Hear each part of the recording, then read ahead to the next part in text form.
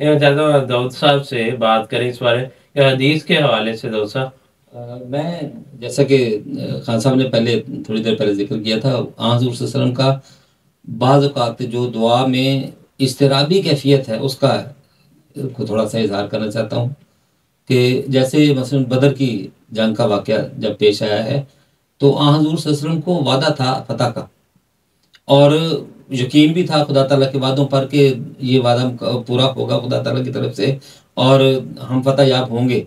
लेकिन इसके बावजूद आपकी जो दुआएं थी वहाँ पे उस खेमे में जो आपने फरमाई है, जिसके बारे में ये कहा गया कि वो जंग असल में उस खेमे में जीती गई है जहाँ हजूर सल्लल्लाहु अलैहि वसल्लम दुआएं कर रहे थे। तो वो जो इस्तिराब की कैफियत थी, वो असल में वो कैफियत है जो दुआ की कबूलियत का बायस बनती है।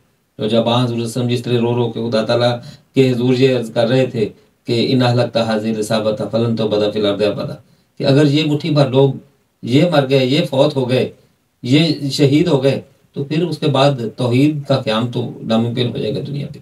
इसके अलावा हज़रत आयशा की हदीस का भी जिक्र किया खान साहब ने, उसके हवाले से हम देखें वो भी एक बड़े प्यार का अंदाज है आ हज़ूर सल्लल्लाहु अलैहि वसल्लम का कि अपनी बीवी से, नौजवान बीवी से बड़े प्यार के अंदाज से पूछते हैं कि मेरा आज दुआ को दिल है, खुदा ताला से मुनाजात का दिल है, मुझे इजाज़त देती हो। और इसके अलावा एक मरतबा हज़रत आयशा रज़ी अल्लाह तआला अन्हा बयान करती हैं कि मैंने रात को देखा कि आ हज़ूर सल्लल्लाहु अलैहि वसल्लम बिस्तर पे मौजूद नहीं और बारी मेरी थी। तो मैं शक की बिना पे उठी और निकल के जब चलती चलती एक बियाबान कब्रस्तान के करीब पहुंची तो देखा आ हज़ूर सल्लल्लाहु अलैहि वसल्लम वहाँ पे सजदा कुना है और गिरिया उजारी से आपकी आवाज़ ऐसे निकल रही थी जैसे हंडिया उबल रही हो, और आप अपनी उम्मत की बख्शिश के लिए और क़यामत तक के आने वाले जो लोग हैं उनके लिए बख्शिश और मग़फ़िरत खुदा ताला से तलब कर रहे थे। तो ये वो कैफियत है असल में जो इनकलाब की नवीद लाती है और इनकलाब पैदा करती है। हज़रत मसीह मौऊद अलैहिस्सलाम फरमाते हैं कि लोग कहते हैं कि दुआ करो। मैं ये एक बात इसलिए नहीं पढ़ना चाहता कि लोग दुआ करना छोड़ दें, बल्कि असल मकसद ये है कि जब भी दुआ इंसान करे तो फिर उसकी रूह को समझते हुए वो कैफियत पैदा करने की कोशिश करो जो आज हज़ूर सल्लल्लाहु अलैहि वसल्लम ने हमें सिखाई है। ना कि वो जो दूसरे आम लोग हैं जो ये समझते हैं कि जो दुआ है वो कोई तब्दीली पैदा नहीं कर सकती, क्योंकि खुदा ताला ने जो कुछ लिखना था वो लिख दिया है, आपको तब्दीली पैदा नहीं हो सकती। हज़रत मसीह ने फरमाया कि अगर दवा असर रखती है तो दुआ भी ज़रूर असर रखती है। तो हज़रत मसीह मौऊद अलैहिस्सलाम फरमाते हैं कि लोग कहते हैं कि दुआ करो, फरमाया दुआ करना मरना होता है।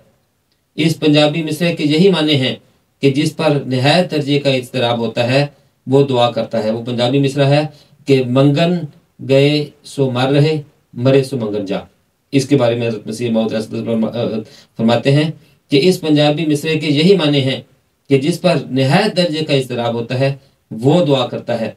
दुआ एक मौत है और उसका बड़ा असर यही होता है कि इंसान एक तरह से मर जाता है।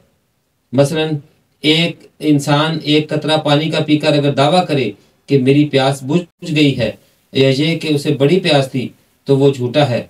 हाँ, अगर प्याला भर कर पीवे तो उसकी बात की तस्दीक होगी।